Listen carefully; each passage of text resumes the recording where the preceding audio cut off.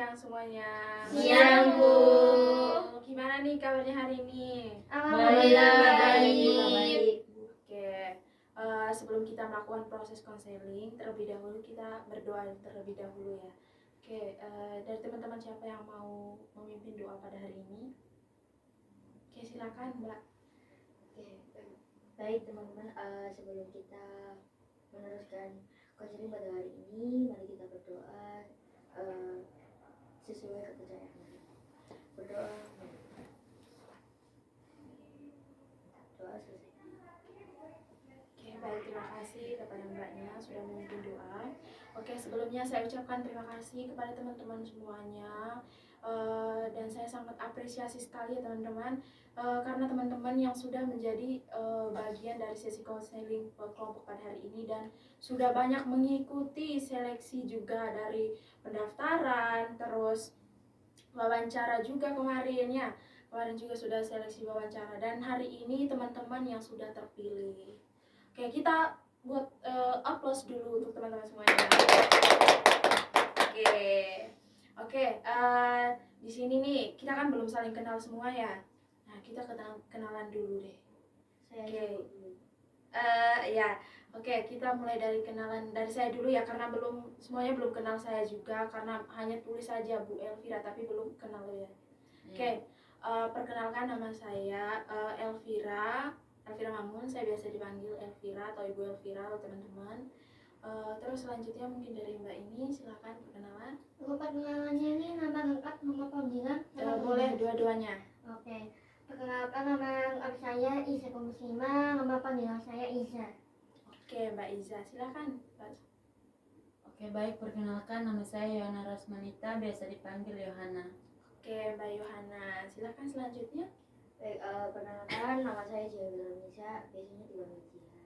Oke, dengan Mbak Jihan. Selanjutnya nih. Perkenalkan nama saya Tabita Dina Putri Salomon, bisa dipanggil Tabita. Oke, Mbak Tabita. Oke, kita sekarang sudah perkenalan dan sekarang jadi kita masuk ke tujuan. Jadi tujuan kita konseling pada hari ini kan sudah lihat nih poster-poster kemarin itu, tujuannya untuk meningkatkan rasa kepercayaan diri dengan tema kepercayaan diri. Jadi kita meningkatkan kepercayaan diri kita tentang public speaking, terus yang merasa insecure dengan tinggi badan atau yang pada saat presentasi gitu. Jadi dengan tujuan itu nanti kita lebih meningkatkan kepercayaan diri kita masing-masing. Oke, dari tujuan tadi sih, apa sih yang diharapkan dari teman-teman gitu dari sesi konseling inilah? Dari Mbak Iza dulu. Kalau saya sendiri ini menyelesaikan masalah saya sendiri. Oke, Mbak Yohana? Kalau harapan saya sih ingin menyelesaikan masalah saya juga sih, Bu. Oke, kalau Mbak Jian gimana? Kalau saya sih ingin memecahkan masalah itu. Oke, Mbak Tabita? Ya sama seperti teman-teman sih Bu, ingin menyelesaikan masalah saya. Oke, berarti semuanya pengen menyelesaikan masalahnya sendiri. Oke, sebelum kita lanjut nih, Ibu ingin bertanya dulu. Jadi dalam konseling ini kita harus ada kesediaan dari teman-teman juga. Jadi apakah teman-teman bersedia untuk melanjutkan proses konseling pada hari ini atau pengen berhenti pada saat ini juga? Mulai dari Mbak Tabita dulu nih. Saya lanjut sih Bu. Lanjut, oke. Mbak Jihan? Saya lanjut Bu. Lanjut. Mbak Yohana? Lanjut, Bu. Oke, Mbak Iza? Saya lanjut Bu. Oke, berarti sudah sepakat pengen lanjut ya. Oke, jadi teman-teman, dalam konseling kelompok ini juga kita ada 2 tipe kelompok nih. Sudah pernah dengar belum? Belum Ya, belum. sama sekali. Oke, jadi ada 2 tipe kelompok. Yang pertama itu tertutup dan terbuka. Jadi tipe kelompok tertutup ini yang namanya kan dia itu bersifat teman-teman anggotanya itu masih tetap dan dari awal sampai akhir itu anggotanya masih tetap. Itu tipe kelompok tertutup. Kalau untuk terbuka itu anggotanya itu bisa berganti-gantian. Jadi teman-teman yang sudah selesai proses konseling bisa tuh ganti dengan teman-teman yang lain begitu. Intinya anggota tidak berubah. Gitu teman-teman. Oke, sudah paham? Sudah, Bu. Oke. Dari Mbak Tabita dulu nih, mau tipe kelompok seperti apa? Kalau saya sih mungkin tipe tertutup Bu. Ya, Alasannya? karena saya lebih nyamannya ya sama orang-orang ini aja Bu, jangan ada orang baru lagi yang masuk. Oke, kalau Mbak Jian gimana? Sama sih Bu, tertutup. Tertutup. Alasannya itu kayak malas aja gitu cerita ke yang lain. Oke, Mbak Yohana? Kalau saya sama sama teman-teman PD tertutup ya, karena kayak kita ini awalnya tuh datangnya bareng-bareng ya Bu, keluarnya juga mungkin bareng-bareng, dan kalau kita menerima orang baru pasti kita akan mengenal lagi orang tersebut, dan belum tentu juga orang itu juga mau menjaga kerahasiaan permasalahan teman-teman kita ini. Oke, kalau Mbak Iza gimana? Kalau saya sih klub ya Bu ya. Untuk alasannya sama dengan Mbak Kavita, yaitu saya udah nyaman di sini dan saya juga udah saling kenal sama semuanya. Oke, berarti kita sudah sepakat tertutup semuanya. Iya Bu. Oke, teman-teman. Jadi konseling kelompok ini juga nanti ada durasi pertemuannya juga, durasi pertemuan, waktu, tempat, sama harinya apa. Jadi teman-teman mau di pertemuan selanjutnya nih, mau 1 kali pertemuan kah atau 2 kali pertemuan? Dari Mbak Ija dulu. Untuk pertemuannya 1 minggu 1 kali Bu. Oke, kalau Mbak Yohana 1 minggu sekali Bu. 1 minggu 1 kali. Kalau Jihan, 1 minggu 1 kali. Mbak Tabita? 1 minggu sekali juga Bu. Oke, berarti dari untuk pertemuannya 1 minggu 1 kali. Iya Bu. Kalau untuk hari ini dari Mbak Yohana dulu. Kalau saya sih memilih di hari Senin ya Bu, karena kebetulan kami juga, kalau saya tuh punya mata kuliah itu pagi hari Bu di jam 7. Nah, mungkin kalau bisa setelah selesai mata kuliah bisa melanjutkan, jeda dulu baru bisa melanjutkan proses konselingnya. Oke, Mbak Jihan mau di hari apa? Baik, kalau saya sih ngikut teman-teman aja sih Bu. Hari Senin juga. Iya. Oke. Mbak Tabita? Kalau saya sih hari Senin juga Bu, jadi karena hari Senin tuh banyak waktunya kosong. Oke, kalau Mbak Ija gimana? Kalau saya sama Bu hari Senin, kalau untuk alasannya ini sama juga kayak teman-teman. Oke, berarti sepakat ya hari Senin. Iya Bu. Iya Bu. Oke, sekarang nih ke jam. Teman-teman maunya jam berapa nih? Dari Mbak Yohana dulu nih. Kalau saya sih jam 10 ya Bu, setelah mata kuliahnya itu. Oke, jam 10. Kalau Mbak Jian gimana? Sama aja kayak teman. Oke, Mbak Tabita? Jam 10 sih Bu. Oke, Mbak Iza gimana? Kalau saya sama Bu kayak teman-teman jam 10 juga. Oke, berarti sepakat ya jam 10. Iya Bu. Iya Bu. Oke, sekarang nih durasi nih teman-teman. Durasinya mau berapa jam atau mau berapa menit? Dari Mbak Iza dulu. Mbak Tabita jangan. Oke, mungkin saya 1 jam sih Bu. 1 jam, oke. Mbak Jian? Sama sih Bu. 1 jam. Oke, Mbak Yohana gimana? Sama Bu, 1 jam. Mbak Iza? Sama Bu, 1 jam juga. Oke, sepakat ya 1 jam. Iya, sepakat Bu. Oke, sekarang ke tempatnya. Teman-teman mau yang di indoor atau outdoor, atau mau tetap masih di sini atau mau cari suasana baru gitu? Ya silakan Mbak Jihan. Di indoor sih Bu. Indoor. Nyaman. Silakan Mbak Tabita. Menurut saya sih indoor aja sih Bu, nyaman banget di sini Bu. Oke, Mbak Tabita, Iza maksudnya. Kalau saya di indoor karena di sini nyaman ya Bu ya, ada bentarnya Oke. juga enak gitu. Oke, Mbak Yohana gimana? Sama, setuju sama teman-teman, di indoor Bu lebih nyaman. Oke, berarti sudah sepakat semua ya di indoor semua. Iya Bu. Oke, sekarang nih kita akan menyimpulkan lagi. Mungkin dari teman-teman ada yang mau bisa bantu nih. Kalau nggak bisa, biar saya simpulkan atau mungkin ada? Ibu aja. Oke, berarti untuk pertemuan selanjutnya kita akan bertemu lagi di hari Senin. Dan pertemuannya 1 kali, jamnya jam 10, terus tempatnya juga masih sama. Oke, sekarang nih dalam proses konseling kelompok juga teman-teman ada aturan juga, ada etika, ada kode etiknya juga. Jadi di mana teman-teman tidak harus seenaknya datang terus langsung keluar. Tidak, itu ada aturannya juga. Jadi yang pertama aturannya nanti berpakaian yang rapi. Nah, terus yang berhijab pakai berhijab, terus yang tidak mungkin bisa di rambutnya dikuncir. Terus kehadiran juga. Karena di dalam proses konseling kehadiran juga penting. Karena apa? Ketika kita melakukan proses konseling tersebut itu kita tidak bisa menunggu pada saat di tengah-tengahnya nanti teman-teman yang lain baru datang. Nah, itu kehadiran itu wajib. Yang 1 jam atau setengah jam sebelum proses konseling teman-teman harus bisa sampai di kampus juga. Tuh. Oke. sekarang sanksinya, misalnya ini kita akan sanksinya. Sanksi itu dari teman-teman sendiri maunya seperti apa. Sanksi untuk yang ada yang membocorkan rahasia teman-teman, permasalahan teman-teman, terus kehadiran juga. Nah, sanksinya dari teman-teman itu maunya seperti apa? Dari Mbak Jian dulu gimana sanksinya? Kalau dari saya sih Bu, sanksinya sih lebih enak denda pakai uang ya Bu, biar ada jalannya gitu. Oke, kalau Mbak Tabita? Kalau menurut saya sih mungkin yang apa, yang membongkar rahasia kita di sini ya mungkin sama kayak Mbak Jihan. Kasih denda. Ya denda juga 50.000 sampai 100.000 gitu Bu. Oke, Mbak Iza gimana? Kalau saya sama Bu, tapi untuk nominalnya mungkin 100.000 ya Bu ya, karena kan ini kan menyangkut kerahasiaan, takut nanti bocor, jadi dikenakan denda 100.000 aja Bu. Oke, kalau Mbak Yohana gimana? Kalau saya setuju sama teman-teman, mungkin dendanya itu seperti yang Mbak Iza katakan, yang membocorkan itu dendanya itu uang sebesar 100.000. Lalu kalau yang terlambat datang itu mungkin bisa sebelum melakukan proses counselingnya itu dia memimpin ice breaking, lalu bisa juga setelah proses counseling selesai bisa membersihkan ruangannya. Oke, berarti sepakat ya ini Sepakat. sanksinya. Oke, berarti kalau misalnya nanti ada yang terlambat itu dikasih ice breaking sama bersihkan ruangan, terus yang membocorkan rahasia itu bisa dikasih denda 100 atau 50. Iya, Bu. Oke, sekarang kita sudah menjelaskan tadi, perkenalan juga sudah, terus ke tipe kelompoknya seperti apa, dan sekarang kita akan masuk ke tahap inti nih teman-teman, dimana nanti kita akan menceritakan permasalahan kita sendiri nih dari teman-teman nih. Permasalahan apa sih yang membuat teman-teman itu mengikuti proses konseling pada hari ini? Oke, mulai dari Mbak Yohana dulu nih.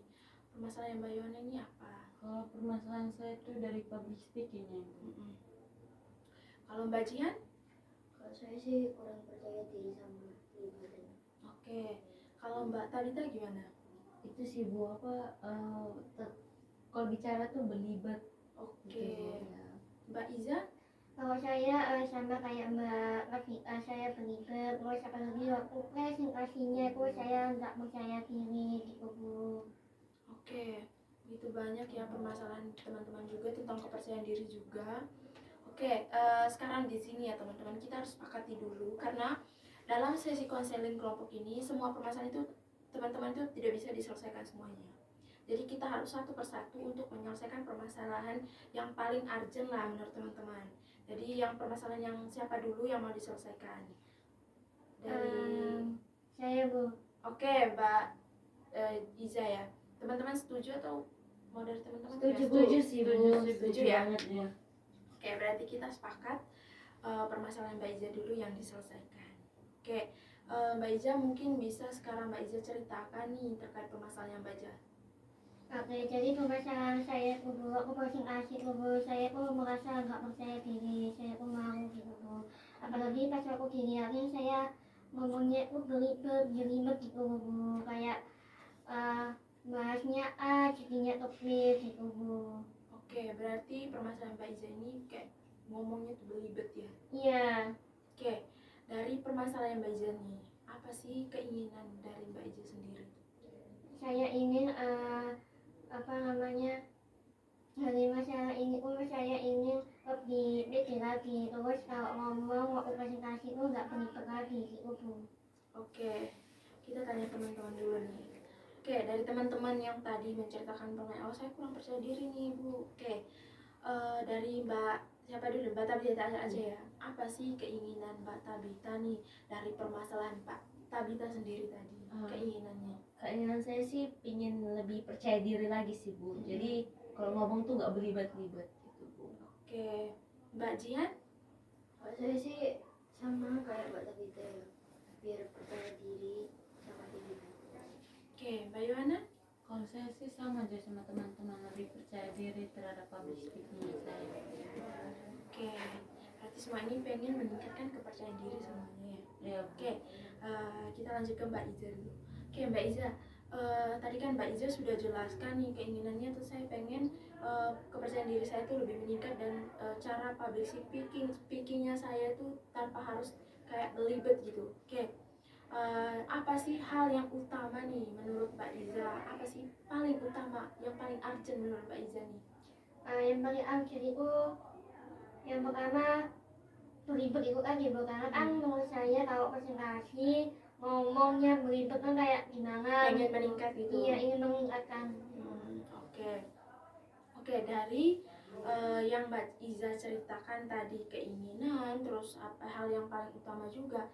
Nah, tujuan nih, apa sih tujuannya Mbak Iza? Apa sih tujuan dari keinginan tersebut tadi? Tujuan saya itu dari meningkatkan kepercayaan diri saya itu lebih meningkat juga.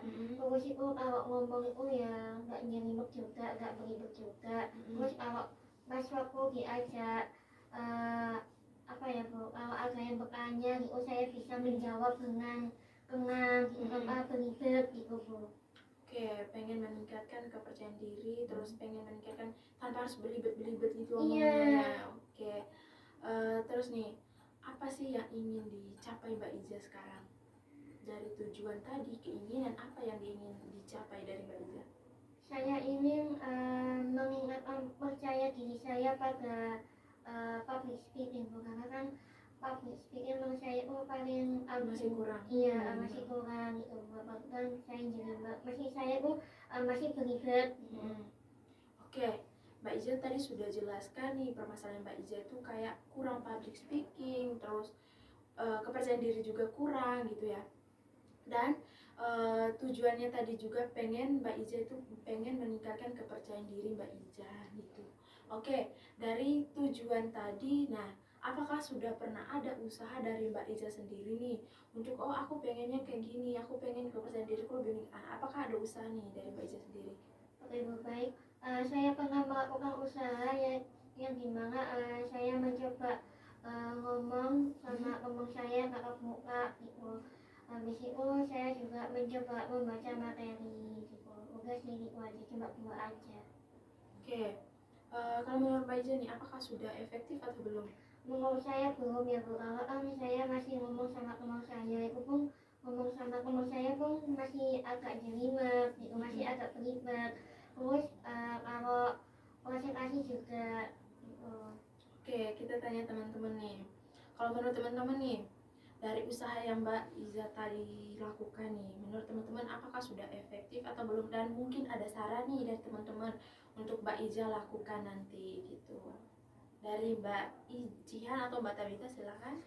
Oh iya, nggak apa-apa Mbak. Dari menurut saya sih kurang efektif ya Bu. Mungkin Mbak Iza bisa melakukan sebelum kayak Mbak Iza ada dapat untuk kelompoknya itu mendapatkan presentasinya, mungkin di rumah Mbak Iza bisa membaca materinya dulu, lalu terus Mbak Iza bisa mencatat poin-poin penting yang bisa Mbak Iza jelaskan, dan juga Mbak Iza bisa kayak sebelum melakukan presentasi Mbak Iza nggak usah overthinking dulu ya, lebih kayak tenangkan diri dulu agar Mbak Iza tidak kayak overthinking pas mau melakukan presentasinya tadi.